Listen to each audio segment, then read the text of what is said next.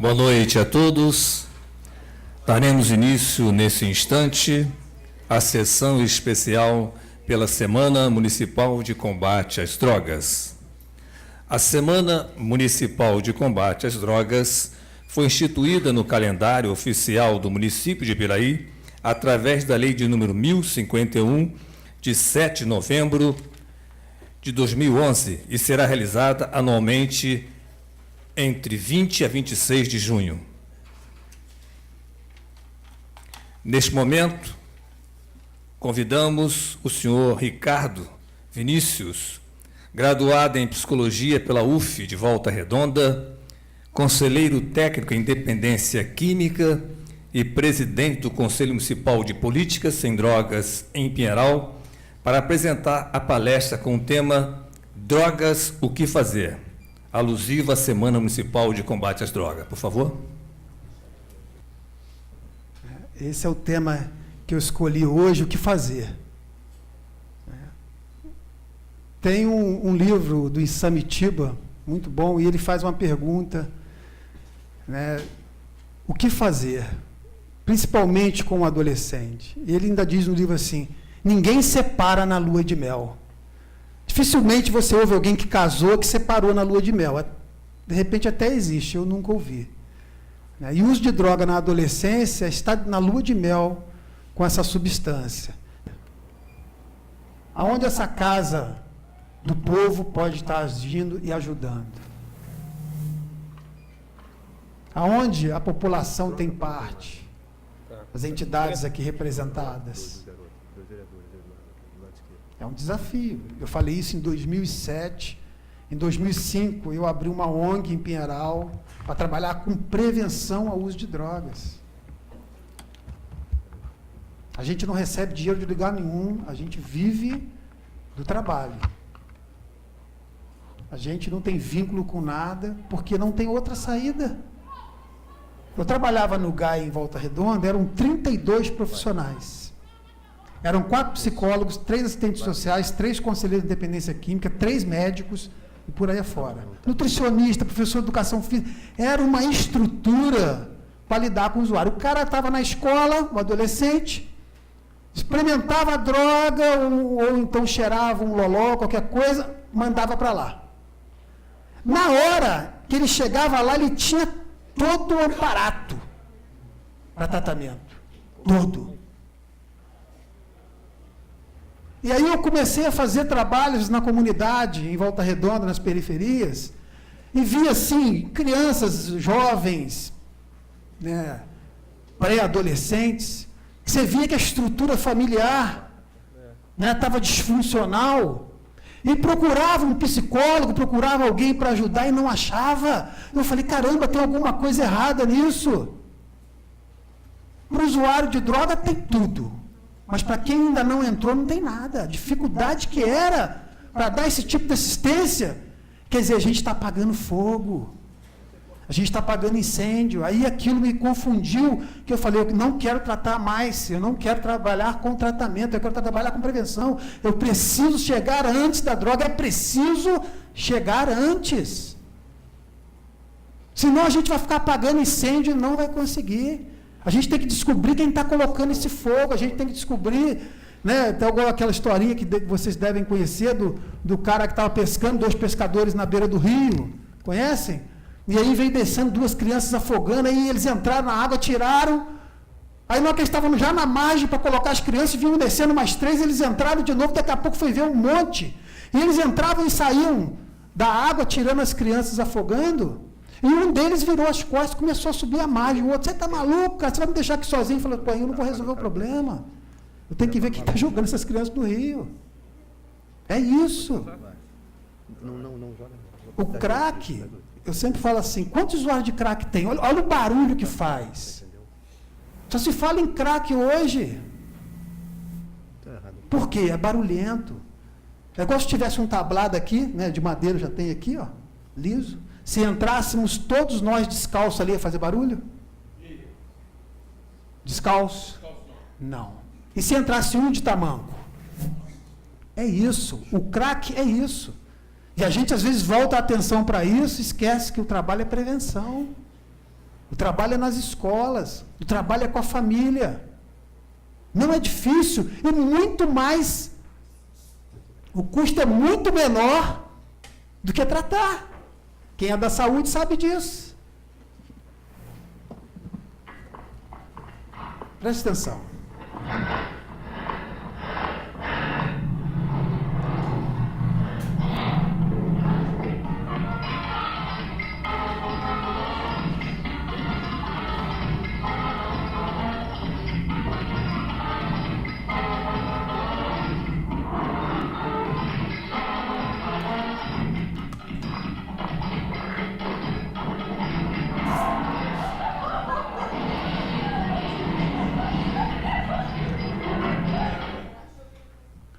Então, o que o motorista desceu? O que ele queria fazer, gente? Não, o motorista que desceu. Ajudar. Ele sabia o que estava acontecendo? Com droga também é assim. Como você pode se ajudar e ajudar? Com conhecimento. Conhecimento é poder. Já dizia um filósofo, né, no século XVI, chamado Francis Bacon, conhecimento é poder. Quem detém o conhecimento, detém o poder.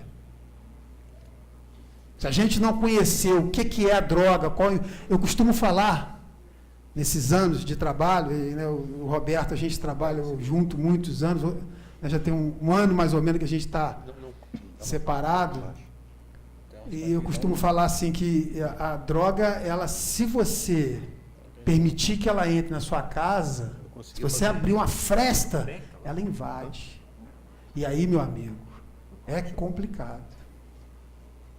Você pode até fazer uma prece, rezar, orar, dependendo da sua crença.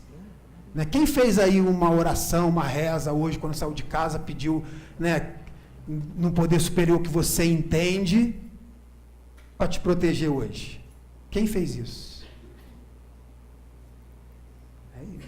Você não pede que corra tudo bem para a nossa família, né? Você vê essa pessoa aqui, mas, olha só, saiu de casa, né? Fez a prece dela, mas de repente, olha! Ela fez a oração dela, mas só a oração adiantava? O que ela teve que fazer? Correr. Ela teve que agir. Olha esse daqui. Estava vindo, né? Acho que até de Piraí ele. Aí. Cuida bem, olha.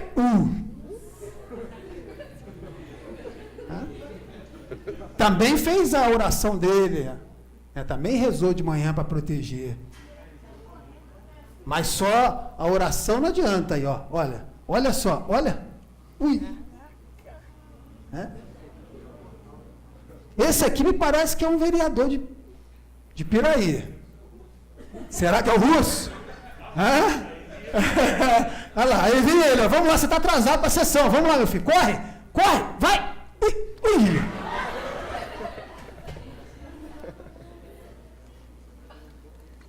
Tem que fazer a sua parte. Você pede para Deus te ajudar, mas olha só, como fazer nossa parte em relação às drogas? Qual parte nos cabe?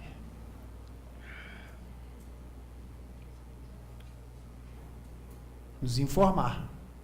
Informação. Informação só basta? Não.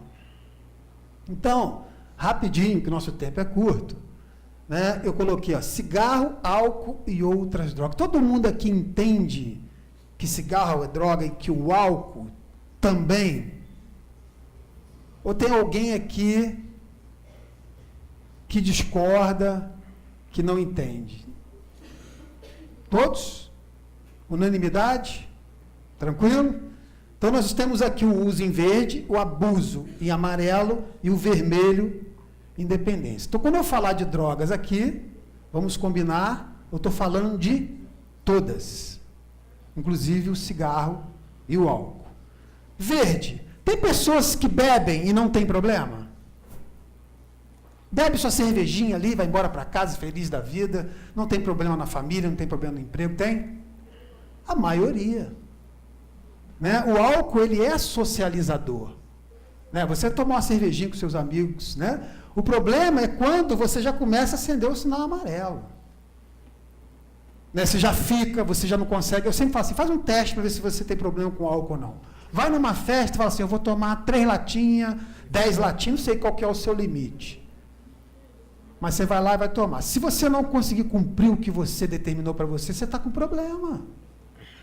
E é muito difícil na nossa caminhada de trabalhar com dependente químico, é admitir que tem problema. Quem que vai admitir que tem problema? É muito difícil. Já começou a dar problema em casa, já começou a dar problema no trabalho. Quando está aqui, já era. Aqui a pessoa já perdeu todos os vínculos. Já não consegue mais trabalhar, né? A família já largou de lado. São essas pessoas que vão buscar uma internação.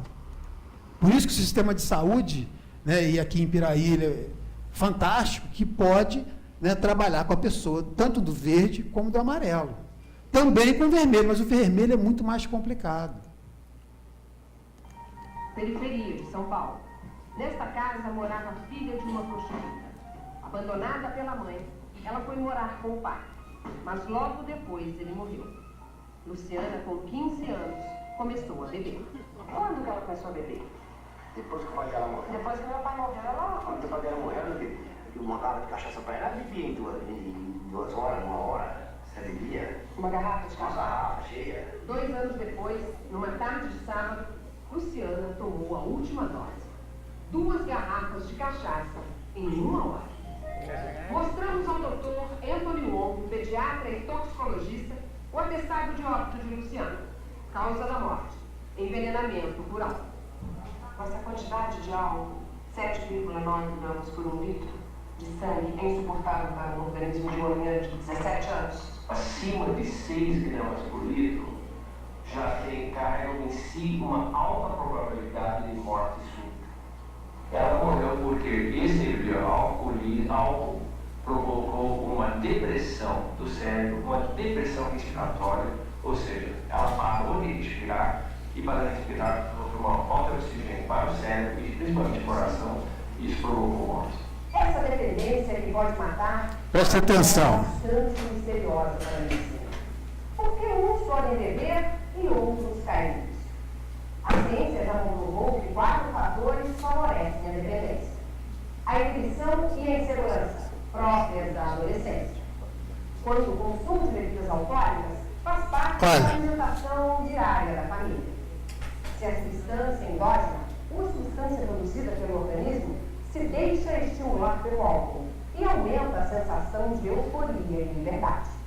E pais alcoolistas podem transmitir aos filhos quantidades menores das enzimas que protegem o organismo dos efeitos nocivos do álcool. Vocês já viram essa cena em algum lugar? Uma espuminha. Só uma espuminha para não aguar. Quando se fala em liberar maconha no país, eu vou debater. Né? Mas eu só questiono isso. A gente consegue que os nossos jovens não bebam? E a gente vai conseguir que os nossos jovens não fumem maconha? A gente vai ver aqui como que é grave isso antes dos 20 anos de idade? A pessoa colocar qualquer produto químico na cabeça, no cérebro, como que isso é prejudicial para a vida da pessoa? Eu vou em festas de adolescentes, né? Eu não sou bobo nem nada começar a beber e falar, então parar aqui e fazer uma palestra, eu não vou fazer um negócio desse.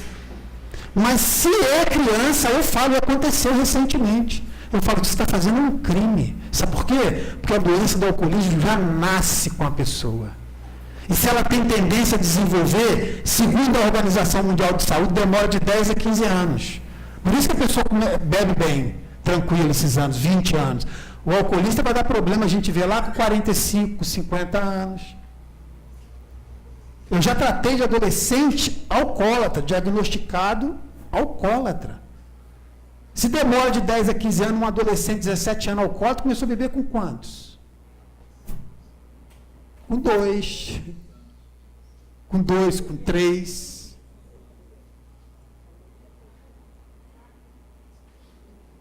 A gente vai tem que entender que, né, a droga veio para a humanidade e tem drogas que salvam vidas.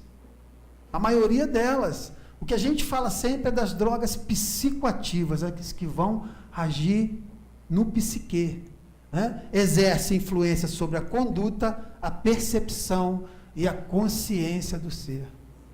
A droga afeta a conduta, gente? Vocês já ouviram falar assim, a pessoa é excelente, mas bebeu, afeta. Uma pedra de crack, segundo os nossos usuários, custa R$10, gente. 10 conto. O cara que está no uso do crack frequente, ele precisa de no mínimo 10 por dia.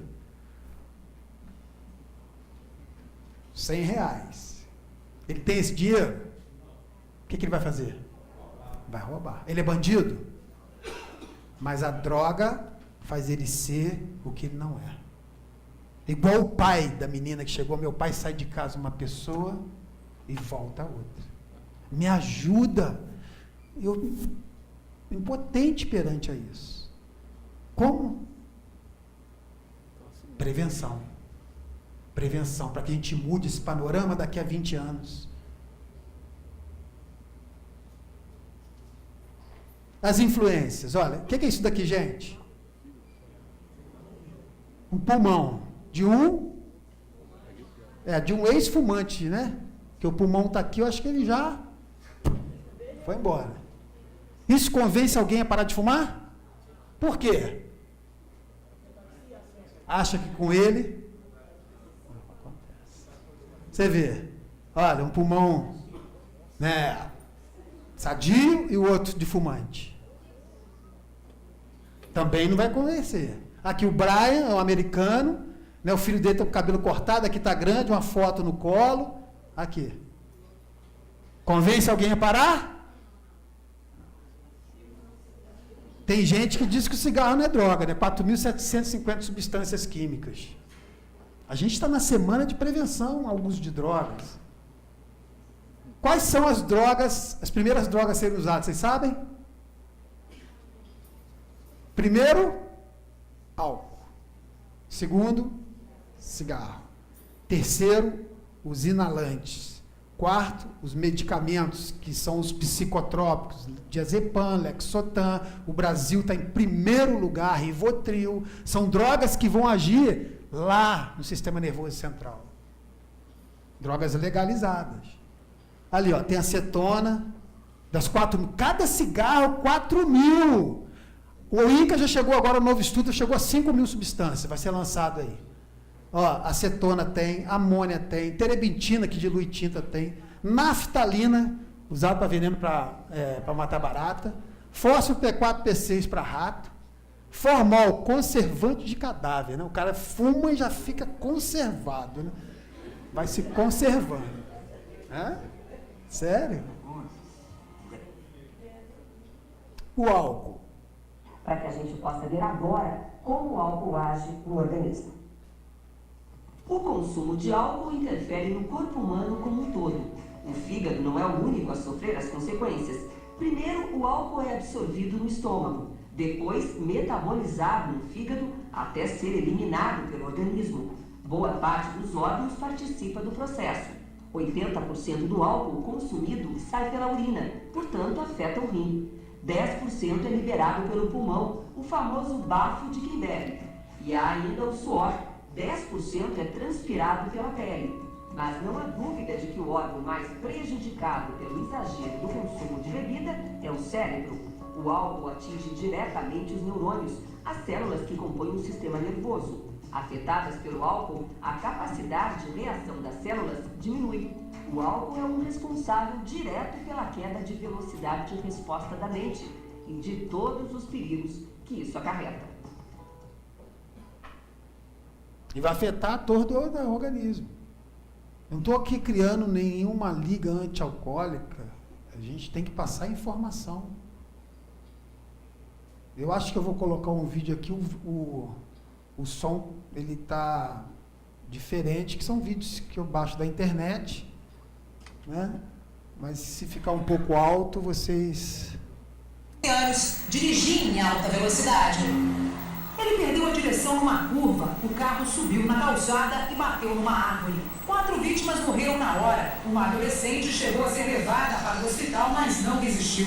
Os peritos não encontraram marcas de freada e disseram que exames de sangue vão mostrar se o grupo tinha consumido bebida alcoólica. Parentes e amigos ficaram angustiados. O pai de um dos jovens teve que ser amparado por bombeiros. O jovem acha que é indestrutível sempre, acha que com ele nada acontece. Acho que a campanha educativa é necessária sempre. 20 anos de idade, a pessoa simplesmente acaba, no instalar de dedos e todos os planos dela encerrada ali no chão. Vamos ver outro. Depois a gente vai fazer um comentário sobre isso. Só que cuidado com... Vamos lá. Rio de Janeiro, madrugada da última segunda-feira. Um carro desenhado numa parede da Avenida Brasil. A silhueta foi impressa no concreto pela violência da batida. No chão, Fábio, Josiel, Edson e Valderi. Mais 4 jovens brasileiros que saem de carro à noite e não voltam para casa. Novas vítimas de um velho carrasco. A combinação entre álcool, juventude e velocidade. E hoje foi mais uma madrugada violenta no trânsito da cidade e os jovens as maiores vítimas. No carro capotado, o motorista ficou ferido, mas sem gravidade. Em outro ponto da mesma Avenida Brasil, a maior tragédia. O carro perdeu a parte de cima da carroceria. Morreram os 4 ocupantes, todos jovens, com menos de 25 anos, que voltavam de uma noite de festa. Em outra avenida da região, onde a velocidade máxima deveria ser de 30 km por hora, o motorista perdeu a direção e capotou. 2 jovens de 14 e 20 anos morreram. Não é para beber e dirigir, entendeu? E o resultado é isso aí. A fala dela é fantástica. Sábado para domingo, em Valença, morreram 3 jovens e 3 estão hospitalizados. Cada um lá está vivo. Estava vindo de festa. E aí eu sempre falo assim, jovens aqui presentes, se vocês forem a alguma festa, alguma balada, que vão. Porque vai, concordam? Vai. Se vai de carro, o motorista bebeu, volte a pé, engatinhando, de bicicleta, de táxi, de ônibus, mas não voltem com quem bebeu. Isso é uma lei de sobrevivência sua. A gente já conseguiu mudar muito no nosso país por causa da lei seca, né? Eu acho fantástico a lei no Rio de Janeiro, quando eu vejo na segunda-feira, que é barrado na blitz da lei seca, não fica ninguém. Até o Mano Menezes, quando era técnico da seleção, né, não tem conversa. Não vai fazer o teste, recolhe. E a gente já conseguiu diminuir o índice de acidente, né? Saiu agora uma pesquisa recente sobre isso no país, desde a lei seca, acho que completou 10 anos agora, não foi essa semana? Nascemos programados para esquecer. Mais cedo ou mais tarde, cada um de nós apagará da lembrança informações recentes, compromissos, conceitos, habilidades. A perda da memória é gradativa e determinada geneticamente com a morte das células nervosas em diferentes áreas do cérebro, provocada por um inimigo certo e igual a todos, o envelhecimento. Ao longo da vida, muito antes mesmo de ficarmos velhos, nossa memória é atacada de diversas formas, sem que tenhamos um controle sobre isso. Traumas, doenças, medicamentos, exposições a componentes químicos podem causar lesões irreversíveis no cérebro. Mas muitas vezes nos tornamos aliados dos nossos inimigos, com atitudes que tomamos conscientemente e algumas vezes com muito prazer. Um dos inimigos mais agressivos é o álcool. Nas células nervosas, essa substância toma o lugar da glicose, mas não é capaz de produzir o mesmo volume de energia. Numa intoxicação alcoólica leve, você vai ter diminuição de reflexo, diminuição do nível de atenção. Já aconteceu de no dia seguinte não lembrar de nada da noite anterior? Ah, já.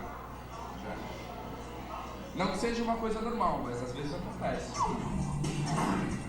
Aos 22 anos, Henrique tem uma vida noturna agitada nos fins de semana. A hora que viu já tomou álcool demais. Mas no dia seguinte... Muita dor de cabeça. Na infância, Olha só. Na adolescência, o cérebro está em formação.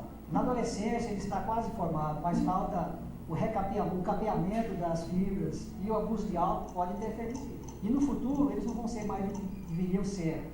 Não vai ter aquele nível de desempenho ágil e rápido do seu raciocínio, da sua memória. Viu? Isso vale para todas as drogas. O nosso cérebro ainda não está formado até os 22 anos de idade. Se você entra com um produto químico nele, ele não vai ser aquilo que deveria ser. Isso é fato. Mas o que a maconha tem de tão especial para ser tão popular assim? Pois a maconha tem o THC. Mas THC, o que é isso? Tetrahidrocannabinol. O THC é o princípio ativo da maconha. Eu vou explicar. A maconha age no sistema nervoso central. O THC, que está na fumaça do baseado, chega aos pulmões e de lá cai no sangue. É assim que ele viaja até o cérebro, onde o efeito acontece. O cérebro tem nada menos que 100 bilhões de células nervosas, os neurônios. Existe uma pequena separação entre os neurônios. Eles precisam de uma ponte para levar o impulso nervoso de uma célula para outra. Essa ponte são os neurotransmissores produzidos pelos próprios neurônios. Nas paredes dos neurônios existem estruturas conhecidas por receptores. Quando o THC gruda num tipo específico de receptor, o receptor canabinoide, aumenta a liberação de um neurotransmissor chamado dopamina, que inunda o espaço entre as células. Isso muda totalmente o funcionamento do cérebro. E é por isso que o álcool... Esse é o álcool, ó. Vocês se lembram que no cérebro tem mais de 100 bilhões de células nervosas, os neurônios? Nas paredes dos neurônios existem umas estruturas mais ou menos como se fossem fechaduras. São os receptores. O álcool age em neurônios espalhados por todo o cérebro, que serve como chave para dois tipos de fechadura, ou seja, os receptores. Logo que a pessoa começa a beber, aumenta muito a liberação de um neurotransmissor chamado dopamina. Dopamina é responsável pela sensação de prazer e de euforia. Então, tem da cocaína, tem do crack, vai liberar dopamina. Responsável por quê? Pela sensação de prazer. A gente já produz a dopamina naturalmente. Né? Estando aqui na sessão, você gosta de estar aqui, você gosta de participar, né, das decisões, né, da cidade. Você tem prazer em estar aqui, seu cérebro está inundado de dopamina. Você está numa igreja, você está beijando na boca, você está numa relação sexual, não importa. Sentiu prazer, libera dopamina. Tem gente que gosta de dar uma corrida. Né? Então, já é natural nós produzir a dopamina. O que a droga faz? Ela faz com que o neurônio produza uma quantidade grande de dopamina. Olha o crack. A compulsão tem uma explicação química. A fumaça do crack contém cocaína pura. Como o pulmão é um órgão muito vascularizado, a cocaína leva apenas 8 segundos. 8 segundos. E chega praticamente toda de uma vez, em uma concentração muito alta. A droga penetra os neurônios e bloqueia a absorção de dopamina, uma substância responsável pelo prazer.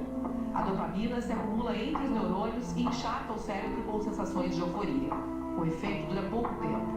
10 minutos. No máximo, o que cria a necessidade de repetição da dose quase que instantaneamente.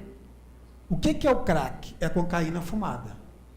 Embora, né, o próprio tráfico fala de... A gente não é o nosso tema aqui, mas tem o marketing deles, a tal do Ox. Depois foram descobrir que o Ox nada mais é do que um marketing para vender. Descobriu lá no DENARC São Paulo que era o crack. O que é o crack? É a cocaína misturada com bicarbonato de sódio, que faz um barulhinho, né? O cara fuma, faz um barulhinho, é por isso que é o nome de crack. Então, você vê que a dopamina está envolvida nessas questões. O que a gente precisa fazer, então, com o próprio usuário de droga que queira, né, e que a gente vai tratá-lo, mas para aqueles que ainda não entraram? O que a gente precisa produzir nas pessoas que elas estão atrás? Prazer. Exato. A gente precisa criar para os nossos jovens fontes de prazer não químicas. O que os nossos jovens gostam? O que a cidade aqui, qual é a característica de cada comunidade, de cada bairro aqui de Piraí? A gente precisa fazer algo e não sai caro, gente. E não sai caro. O crack, ele cai, né? O cara fumou na lata, né? A lata, os caras chegavam na clínica e os dedos tudo queimado, que a lata, amassa ela, faz um furinho, põe cinza de cigarro, põe a pedrinha, isqueiro em cima e chupa. Vai. 8 segundos, 5 segundos. 1, 2, 3, 4, pá. Aí vê elefantinho na lua, vê tudo. 10 minutos, acabou. Tá de cara. O que ele faz? Outra pedra. Outra pedra. O cigarro. Qual é a droga do cigarro? Dessas 4.750, qual que é a droga? Como é que ela chama? Que vai fazer o efeito? Nicotina. Vai fazer a mesma coisa que as outras drogas. Claro que o potencial do crack é uma coisa, da nicotina é outra. Mas vai lá no neurônio estimular ele a produzir dopamina. Olha na cara de quem fuma. Tragou, olha a cara de prazer e de felicidade, porque traz prazer. E aí a pessoa fuma, quanto tempo demora mais ou menos para sair? 20 minutos, meia hora, o que a pessoa faz depois? Acende, automático, acende outro. O mesmo caminho que faz o crack, faz o cigarro. No Rio de Janeiro. Olha só, eu trouxe... Você viu como é que a droga transforma você numa pessoa que você não é. No Rio de Janeiro, o consumo de drogas está no centro de uma tragédia que envolveu 2 famílias. É o assunto da reportagem de Mônica Sanches. Naquele sábado, 2 jovens morreram. Uma foi enterrada e o outro está respirando ainda, mas é dor, é remorso. Bárbara, 18 anos, morreu por asfixia estrangulada. Bruno, 26, disse na delegacia que não se lembra do que aconteceu depois de ter consumido crack. Só percebeu o que tinha feito quando acordou. Em pânico, ligou para o pai. Matei uma mulher que eu amava, matei uma amiga que eu amava, matei, vou me matar. Ele matou a pessoa que ele amava, a amiga dele. Ó. A brisa do crack é o seguinte, te leva... Na hora que você, pô, dá a paulada, ele te leva mesmo, te suga daqui, mano. Deixa você em outra brisa, em outra lei, mano. O que a pessoa vê? Vê gnomos, vê fadas, vê bichos, dependendo do negativismo, vê demônios. Vê tudo isso, vê vultos, vê satanismo, vê tudo isso. E aí eles ficam fora. Ficou fora, sai do ar. A mãe olha só. Dá um dinheiro, o cara sequestra a criança. O repórter falou que está com medo dele, ó. Apunhala a criança, nada. A droga transforma você numa pessoa que você não é. Igual na adolescência, que é uma fase de descoberta. Às vezes a pessoa é muito tímido, quer paquerar. Antigamente eu dançava bidis, né? Aqueles bailezinhos que eram nas casas das pessoas. E aí você vai, né, tem vergonha de pedir a menina, de chegar perto dela, ou o menino com o rapaz, bebe um pouquinho. Qualquer bebida alcoólica. Liberou a censura, não é assim? Vai nas festas, está todo mundo quieto. Daqui a pouco, ó, quem não canta passa a cantar, quem não fala passa a falar. Nego tá, né, se eu estivesse tomando um negócio aqui, daqui a pouco eu estava dançando pelado aqui, né? Não é assim? Não é? Libera a censura. Te transforma, jovens aqui presentes, numa pessoa que você não é. Aí o que vai acontecer? Vai ter outra festa? De novo, você vai ter que usar uma substância para ser o que não é. E aí o seu corpo físico adquire tolerância. Aquela dose que você tomava já não vai fazer o efeito que você queria. Você precisa de 2 copos, você precisa de 3 copos. A gente pode transferir isso para maconha. Ninguém, no uso de maconha que a gente sabe, é 10 baseados por dia, 20 que o cara usa. Ele fuma maconha o dia inteiro. Não é? Por quê? Mas ele começou assim? Não, ele começou com a pontinha, deu uma onda, sei lá se gostou, se não gostou, daqui a pouco foi aumentando. O organismo físico nosso, gente, adquire tolerância da droga. E cada vez você vai ter que ter doses maiores para obter o mesmo efeito. A dor. Foi nesta casa, num bairro nobre de Porto Alegre, que chegou ao fim a luta de uma mãe contra o vício do filho. Ele era muito agressivo. Olha só. Muito agressivo. Sempre ameaçava. Tá vendo? É uma casa boa, né? Na beira do mar. Não está dando para ver ele aqui, mas na beira do mar. As marcas da última agressão ainda estão no braço de Dona Flávia. E não foi diferente no churrasco do domingo de Páscoa. Ameaçada e sem conseguir escapar, a aposentada matou o único filho. Com uma arma da coleção do marido, disparou 2 vezes. Os tiros atingiram o pescoço do jovem. Tobias Ram completaria 25 anos uma semana depois. Olha. Eu não dormia. Para dormir, uma noite eu tinha que sair de casa e ir na casa de uma amiga. Tobias começou a fumar maconha aos 14 anos de idade. 2 anos depois, conheceu o crack, abandonou o colégio e passou a se drogar até mesmo dentro de casa. A droga transforma você na pessoa que você não é. Precisamos ajudar os nossos jovens, né, vereadores aqui presentes, entidades, a comunidade inteira de Piraí. Ajudar os nossos jovens a suportar a pressão do grupo, porque jovem é grupo. O que a gente está fomentando para que esses jovens tenham um grupo saudável? O que a gente tem feito para que daqui a 20 anos mude? Claro que a gente tem que apagar o incêndio, sem dúvida nenhuma. Está pegando fogo, você chama o bombeiro, ele não vai chegar lá assim, fogo comendo, você fala, quem será que colocou fogo aí? O que está acontecendo? Não, você vai apagar o incêndio e depois vai ver o que está acontecendo. É função nossa. Mas que a gente saia daqui pensando como fazer prevenção em Piraí. Também como tratar o usuário de crack. Como? Essa é a pressão. Não é assim? Pelo menos quando eu era jovem foi assim também, né? E aí, vai beber ou não vai? Né? Vamos fumar umzinho ou não vai?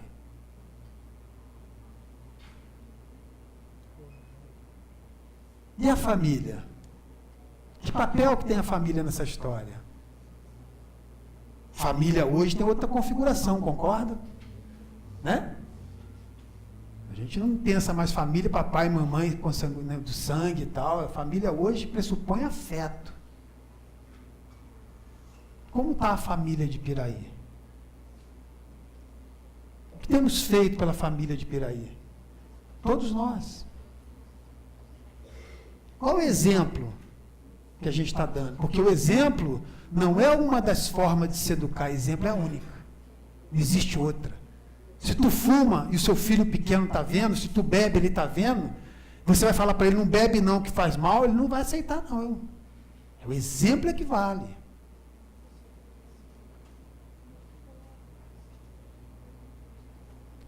A responsabilidade de transmitir saudáveis para os filhos cabe aos pais ou responsáveis diretos. Não pode ser terceirizado. Hoje a gente quer jogar tudo para a escola. Eu trabalho com várias escolas, é assim. A escola que tem que dar conta. Falei, o professor vai pirar. É violência doméstica, o professor tem que ser capacitado. É droga, o professor tem que ser capacitado. Bom, vou dar uma pulada aqui só para a gente... Nosso tempo é curto. Esse sou eu. Eu nasci em Barra do Piraí. Eu sou barrense. Meu pai foi para Volta Redonda, eu tinha 3 anos de idade, ele foi trabalhar na CSN. Esse aqui sou eu, meu irmão. Pô, esse dia eu fui mostrar, o cara falou, nossa, shortinho de tergal. Eu achei, pô, né? A gente usava quichute, conga, quando tinha, né? Lembra jogar bola com quichute preto? Aquele conga. Hoje tem uma oferta muito grande, né? Aqui, ó, é a Praça Nilo Peçanha, em Barra do Piraí. Aqui meu avô tinha um bar e minha avó morava no corredor. Eu fui criado dentro da droga.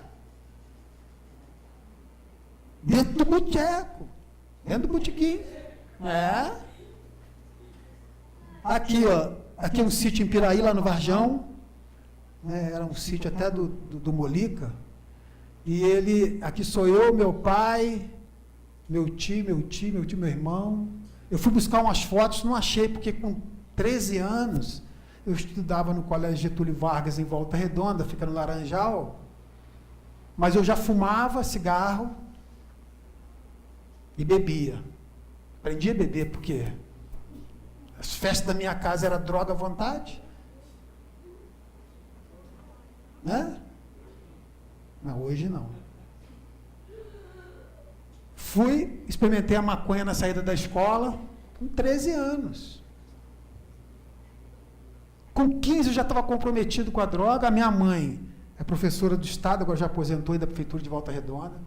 O meu pai foi estudar, a minha mãe foi estudar, queriam melhorar a vida dos filhos, eu fui criado por empregado doméstico na rua. Meu pai só me criou no cinto.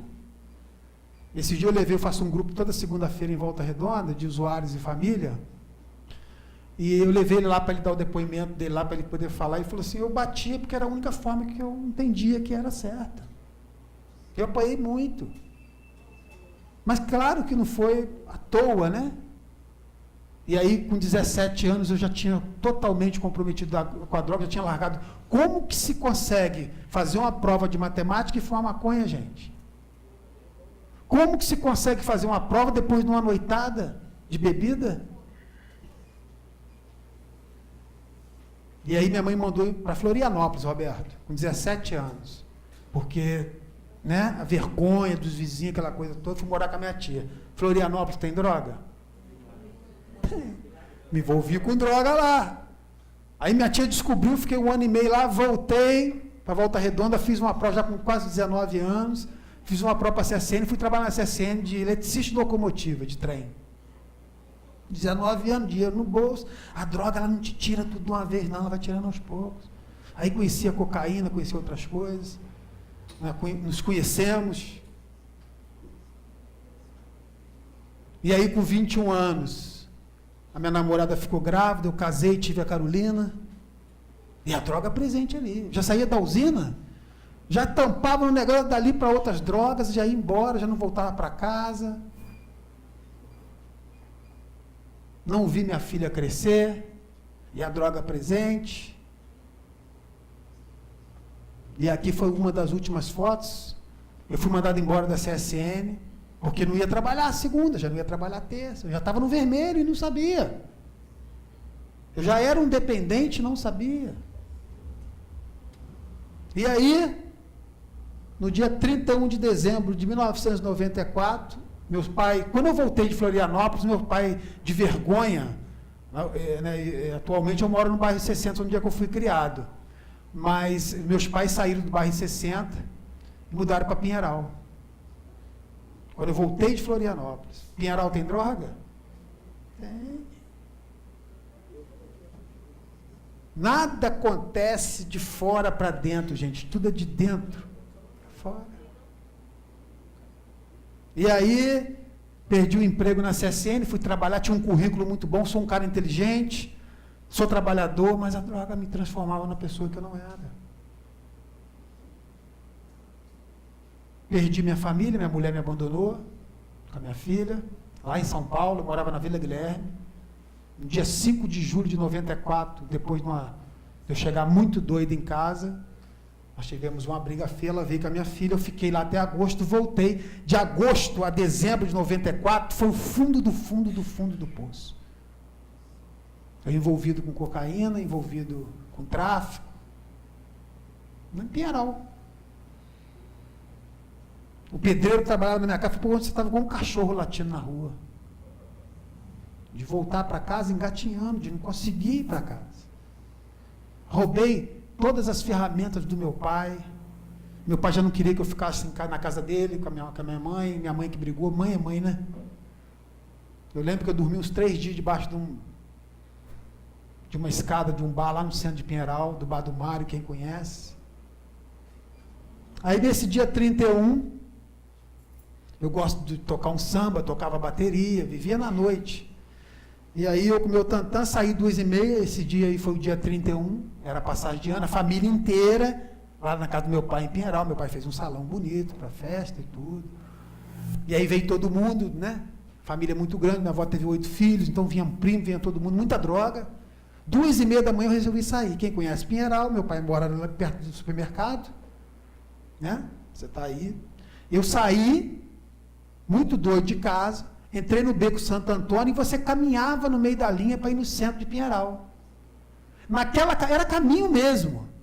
Né? A dormente era até aberta, assim, de as pessoas passarem. Eu não sei o que aconteceu, acho que eu tropecei no dormente, caí e fiquei de comprido assim na linha. Ali é uma curva, né? A estação é uma curva e o trem passou por cima de mim. Né? Eu acordei 5 dias no Hospital CSN entubado e já não movia mais da cintura para baixo. Não sabia o que estava acontecendo. Fiquei até julho de 95 sem usar droga. Foram uns amigos meus me visitar na minha casa. Né? Eu voltei a usar droga na cadeira de rodas. Tentei me matar. Né? Como é que se vive uma cadeira de roda, gente? Será que é possível ser feliz em uma cadeira de roda?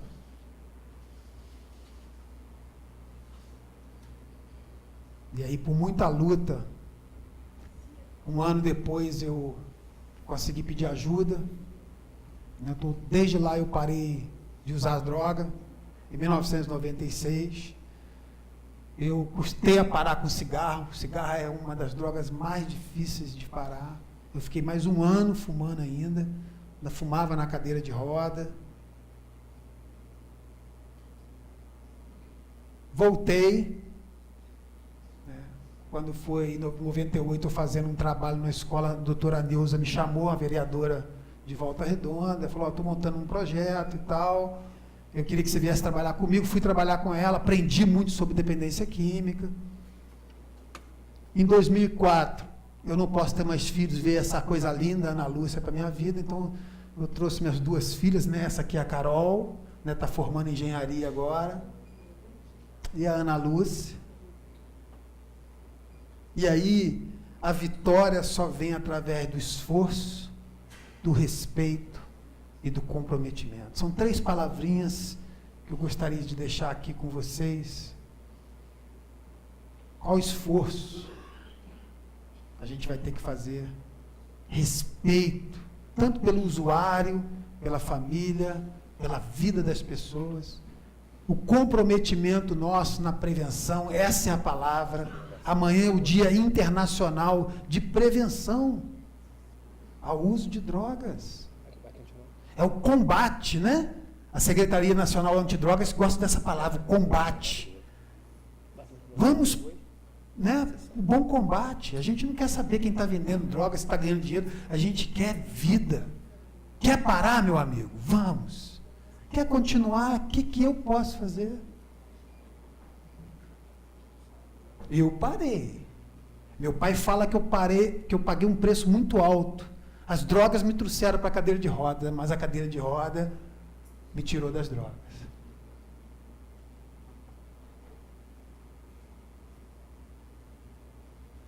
Quer encontrar falhas na minha vida para invalidar minhas palavras? Não será preciso procurar muito. Eu coleciono o teu preço. Eu sou um cara que erro pra caramba. Mas eu tenho tentado acertar. Perguntas, dúvidas, projetos. Quem sabe não sair daqui projetos de vida, de prevenção.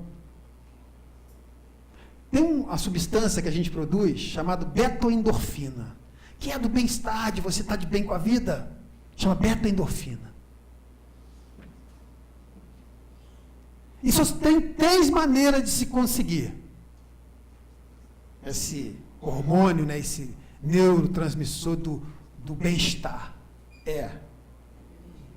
Atividade física, bom humor, uma pessoa bem-humorada, e sabe qual é o outro? Sexo. São as únicas 3, sou eu que estou falando não, isso é científico. Se você não está praticando certas coisas, vamos correr bastante para produzir. Não é verdade? Ué. Mas aí tem perguntas aí, gente? A gente já está terminando aqui? Eu queria te perguntar, o que foi mais determinante para você abandonar o vício? Foi a fé. Foi não querer sofrer. Porque, na verdade, o cara que usa droga, ele não quer parar de usar droga, quer parar de sofrer, porque é sofrimento. Se o cara pudesse não sofrer e usar, continuaria usando. né? Mas foi o apoio da família, né? Foi o apoio da sociedade.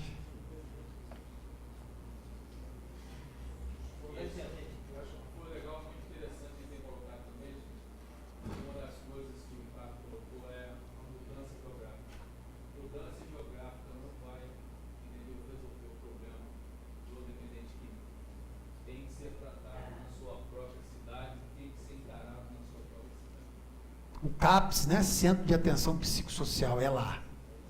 Lá tem, né? Não, fez uma cara que não vai, não. Eu sei que é difícil, mas é difícil. É porque faz muito barulho. As pessoas têm medo. Mas é lá.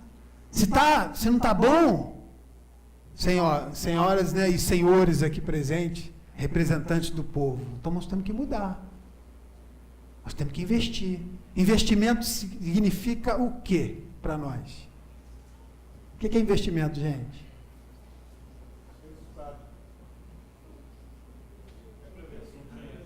Dinheiro. Tem que investir. Tem que colocar. Tem que capacitar. Fala.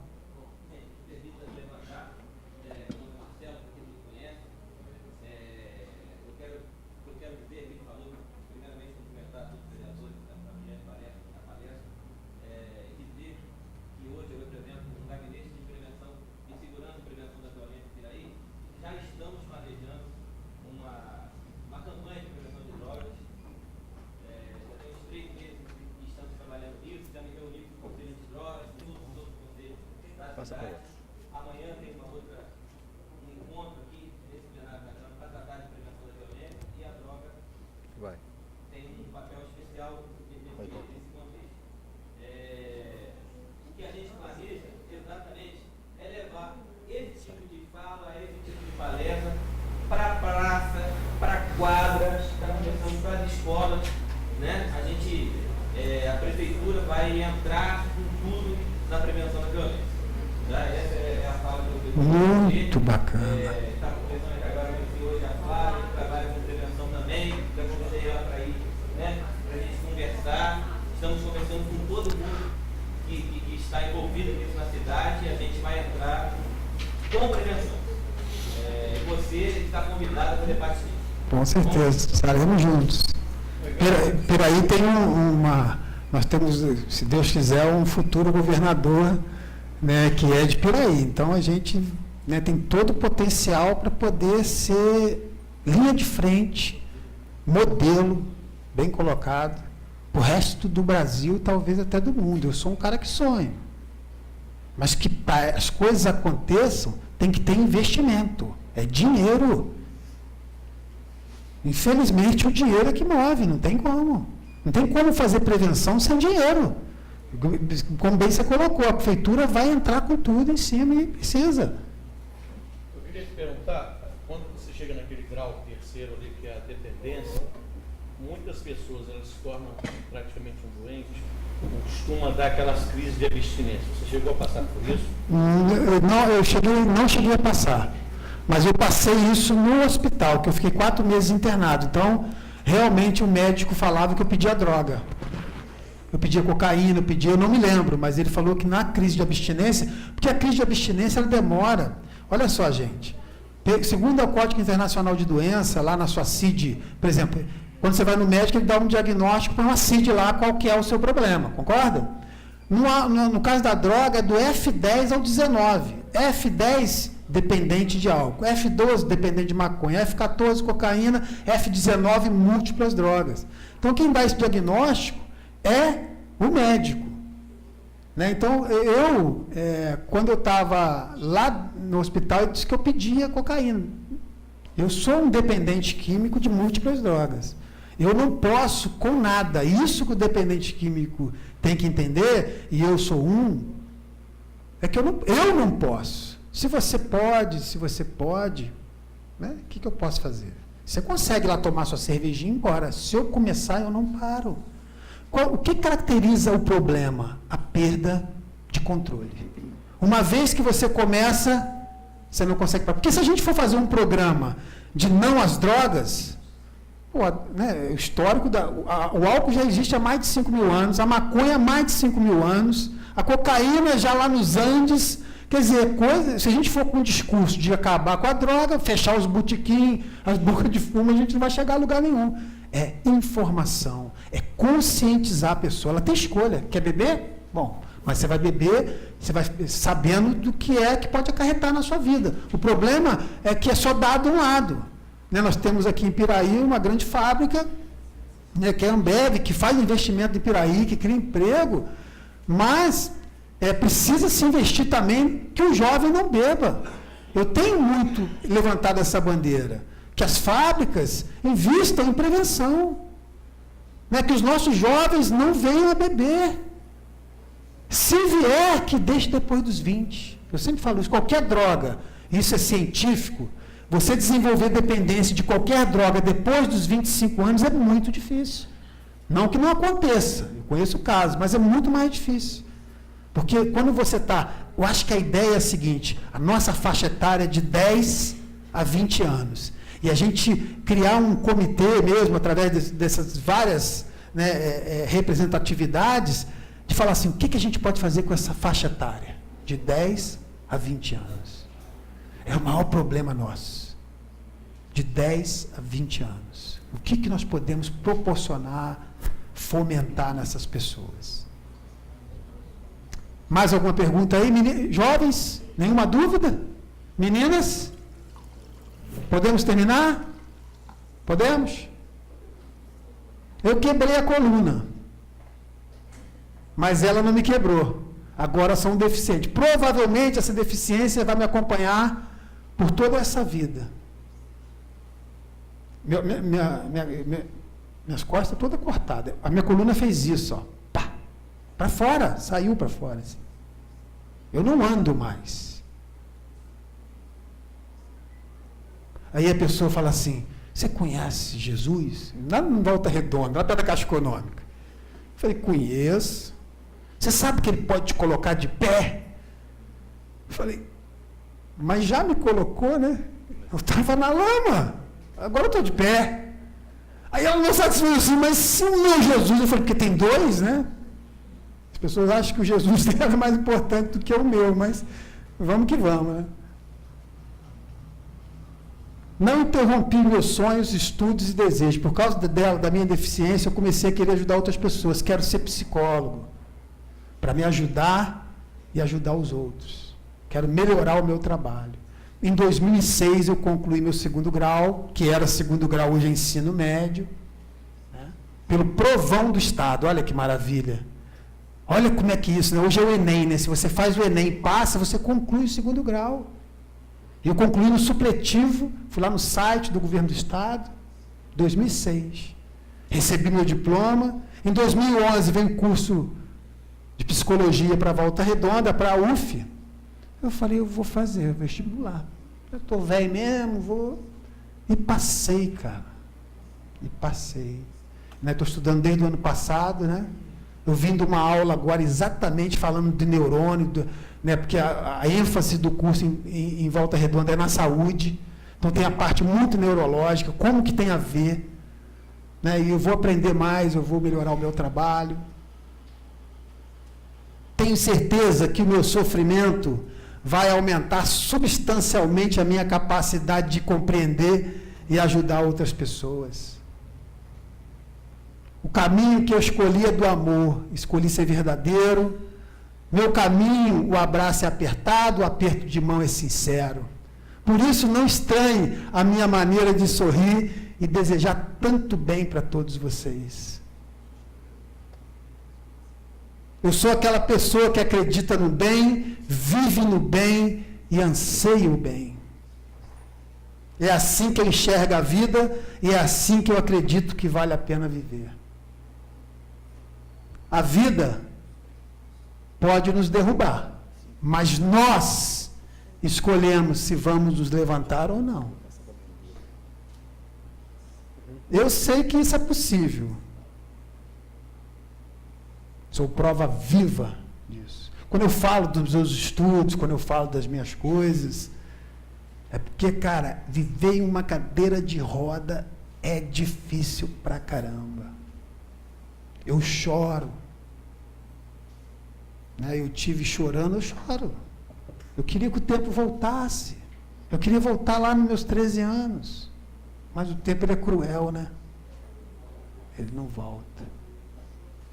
Eu chorei esses dias pensando, porque como os meus alunos, eu estudo integral, eu saí agora, eu tinha aula até 6 horas, de saúde.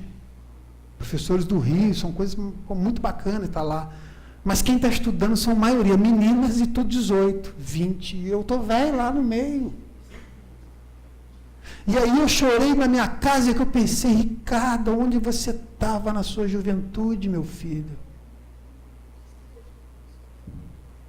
Eu perdi muito tempo com os meus enganos, muito tempo a gente perde com os nossos enganos, valorizando coisas que ficam. O homem não tem gaveta. Eu fui subir uma escada ali agora, perguntei para não tem elevador não. Aí, os rapazes com o braço forte pegaram, fui igual um rei, né, sentadinho, subi a escadaria. Mas você vê, quantas vezes a gente reclama de subir uma escada? Quantas vezes a gente reclama de pegar um ônibus cheio? Eu era um. Hoje eu não posso. Não posso andar de bicicleta, não posso jogar minha bola mais como eu gostava. Infelizmente, a gente só valoriza quando perde. Infelizmente. E aí, para terminar, eu queria mostrar um vídeo, né? Que foi meu amigo Ailton, né? Que hoje está trabalhando em Piraí, né? Na assistência social. Ele falou, ele me chama de Rick. Ô Rick, pega aí o final da novela tal. Eu fui lá na internet, achei, editei. Foi uma novela que passou na Globo, acho que não foi às 6. O cara vai falar de recomeço, né? De mudança. Olha.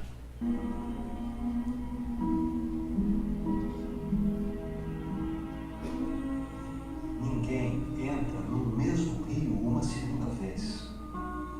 Pois quando isso acontece, já não se é o mesmo, assim como as águas, que já serão outras.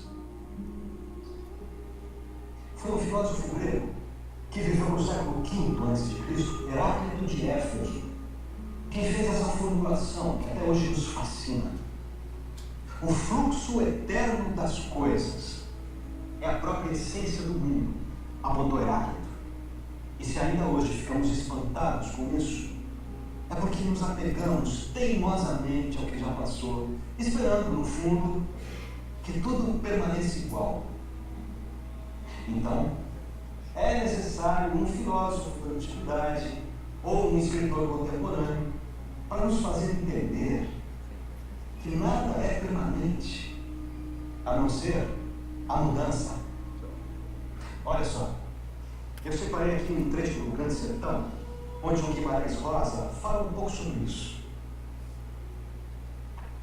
Olha só que beleza. Que beleza.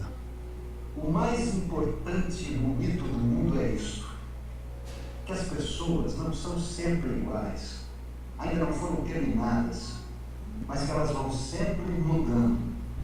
Afinam ou desafinam, verdade maior. É o que a vida me ensinou. Não é incrível? O filósofo flagra a fluidez. E o escritor se maravilha com isso.